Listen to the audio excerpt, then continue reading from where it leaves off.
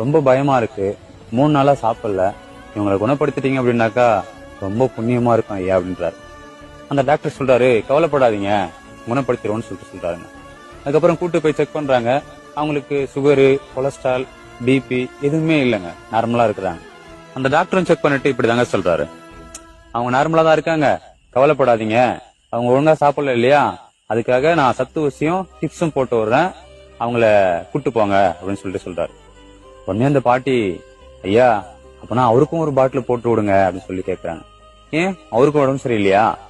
இல்ல ஐயா, நான் 3 நாளா சாப்பிடல இல்லையா, அதனால அந்த கிழவனும் 3 நாளா சாப்பிடல, அதுதான் சொல்றேன் அப்படின்னு சொல்ல, டாக்டருக்கு ஒரு மாதிரி ஆயிடுச்சுங்க. கொஞ்ச நேரம் அந்த தாத்தாவை பார்த்துட்டு, ஏன் இப்படி பண்றீங்கன்னு சொல்லி கேட்க, அந்த தாத்தா சொல்றாரு, அவங்க இல்லாட்டி நான் என்னங்க பண்ண போறேன் அப்படின்னு சொல்றாருங்க. இந்த காதல் எந்த வயசுமே விட்டு வைக்க மாட்டதில்ல. இந்த கதையை